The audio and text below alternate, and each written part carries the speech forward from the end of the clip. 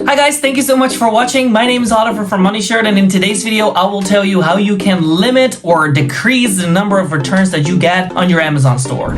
I will show you what I do to limit the number of returns and how to avoid receiving returns of bad condition. You might watch this video because you get a lot of returns on your product, or you just want to make sure to avoid the returns because you're just starting out with your Amazon store. I mean, everything is fine, obviously. I will tell you my tips and tricks, what I did to improve this stat and to, avoid more returns coming in, because obviously you got to pay for them as well. So you want to make sure to avoid getting more returns, and the ultimatum is obviously not getting any returns. But I mean, with some products that's very hard because you cannot satisfy everyone. But in different videos I will tell you how to find profitable products that will live up to the expectation of the customers for a full 100%, and that will also obviously avoid returns. But that is for another video. In this video I will show you my ways on how I am avoiding more returns for my Amazon listings, and I'll just walk you through the things that I do, the packages and the product listing on website. So without further ado, let's dive right into it.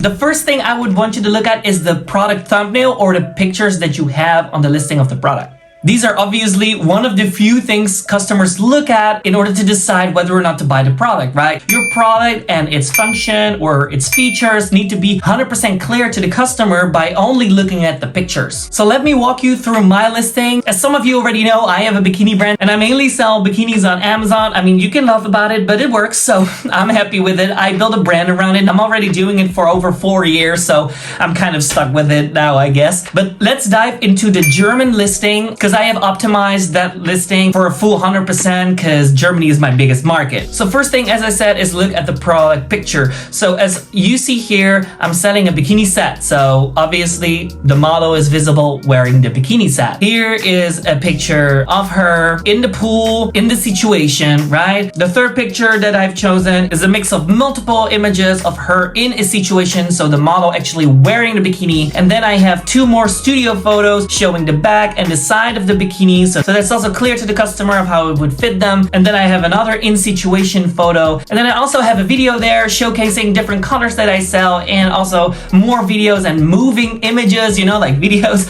of models actually wearing the bikini. I think that gives a great impression of the product and how it will fit to the potential customer, the one that's looking at it. Because I see it's really funny, just a quick fact about my stats is that 60% of my customers are male. So 60% of the people that buy my bikini are men. If you've been selling that product for a while, you know who your customers are, and you have to create the listing and optimize it for them, right? So I'm trying to optimize it for a man also a little bit, if you understand what I mean, right? So these are the pictures. They're very clear. It gives woman and man a great idea of what it will look like when the woman is wearing that bikini. Then besides the pictures, I also told you to look at the title and the text. So if you see here in the title, I also added the size S, because at this very moment I only sell this bikini set in S, not ML or whatever, so only S. So to avoid returns, I want to make sure that people see and understand that it's size S, so that they're not just gonna do a wow guys and maybe it will fit an M. No, I'm literally making sure that here it says size S, that it's very clear for people that it is size S. So with that, I'll maybe get less conversions, but I know that the people that buy it will probably most likely have size S. I mean, it's almost impossible to miss this, right? And then we have the text. So these are the bullet points. So I didn't really mention the size in here. I did previously, but I took that out. So here I just have a sales text, right? To sell the bikinis. And then you scroll down, you have the A+ content, and obviously you talk about the product and the bikini there, and you mention the size also. So it's clear for them. Next up, the packaging. What I saw is that many people ordered a bikini, they tried them on, and they sent it back to Amazon because the size wasn't right or the color wasn't what they expected. And what Amazon did is actually they received those returned bikinis and they said, okay, they're sellable. They didn't say they were unsellable. So what they did, they repacked it and then they shipped it out to the next person that ordered the bikini. And then that person received a bikini that was worn already. One time I had someone complaining that there was sand found in the bikini. So I was like, damn, I have to do something about this. So what I did is, this is already an old packaging from Amazon. So this is a bikini, right? And here I said return warning.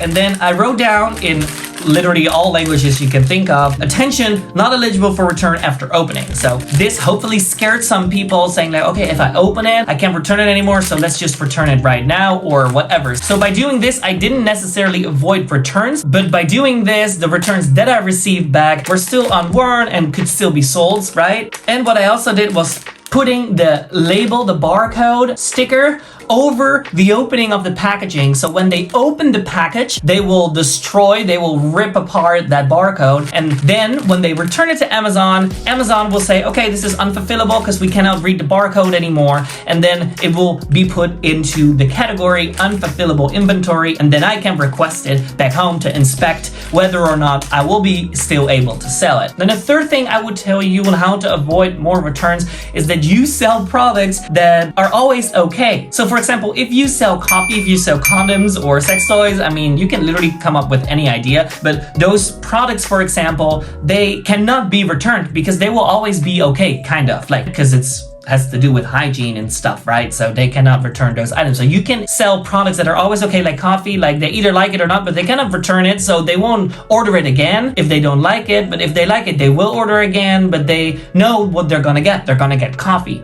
right? You don't have anything to do with sizes, with color, with whatever. You sell a product that they know what the product is and they understand what the product is, so they expect that product and they receive exactly what they have expected, right? So look out for those type of products because they will save you a lot of returns and a lot of money at the end of the day. So the fourth thing that I want to tell you, and what I actually said before, is that you have to live up to that expectation of the customer, right? If they expect to receive a certain product or a product in a certain color, then you have to make sure that the pictures and the text are exact same as what the product is. You know, don't sell the product more beautiful than it is. For example, I sell red bikinis and the picture of the product is a specific color of red, but it is slightly different from the color that they receive. They expect color A, but they receive color B. And then people will return the bikini because they expected a different color. So make sure that the color and all of those aspects of a specific product are clear and 100% the same as the product that they will get. So live up to their expectations and don't sell the product more beautiful than it is. You know, you can obviously have a whole sales talk and stuff like that, but if the quality is not that good, don't sell the product as the quality is the best quality in the world, because you won't be able to live up to that expectation then, and people will return the item. And of course, the last thing I can tell you, the last point of advice, number 5, that you have to inspect all the products that you sell. If you ship, for example, from your supplier in China directly to the Amazon fulfillment center, you've never had the product in your hands, or you're not using any inspection services there in China, you are most likely to sell some of those products. Like if you sell thousands, you know, there must be products among them that do not live up to the quality expectations of the customer or your own quality expectations. So make sure to have inspection team